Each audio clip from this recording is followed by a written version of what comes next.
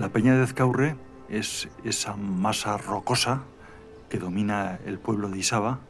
Tiene ese punto mágico de que al atardecer, cuando ya todos los montes del entorno quedan bajo la sombra, en Ezcaurre todavía pega el sol. Y hay momentos del año que cuando Ezcaurre está cubierto de esos líquenes amarillos, pues ese efecto al atardecer cuando le pega el sol es como si fuese una montaña de oro. Por eso se llama Ezcaurre, el oro de Lezca.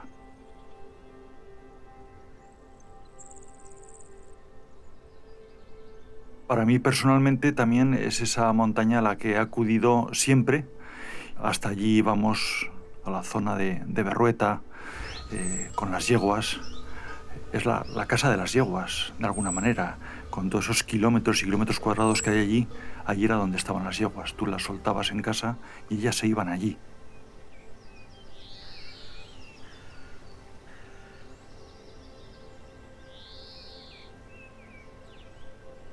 En torno a Ezcaurre está Berrueta, que forma parte de la Sierra de Arrigorrieta, y allí Berrueta pues eran los pastos de alta montaña. Cuando regresan de la Bardena los rebaños, pues tanto los de Garde como los de Isaba, pues es habitual que suban allí a pastar, a pasar el verano.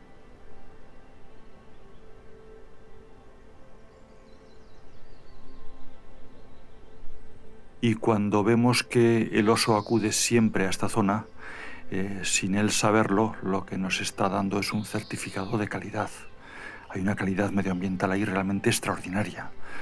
Es ese ecosistema en el que se combina perfectamente el bosque, el río, los pastos de alta montaña y el roquedo. Por lo tanto, para él es el ecosistema natural.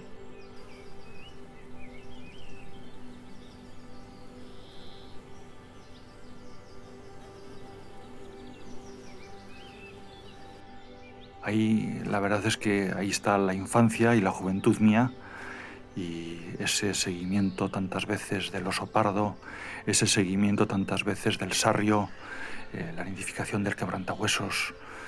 Bueno, pues todo eso, toda esa riqueza se esconde detrás de esta montaña.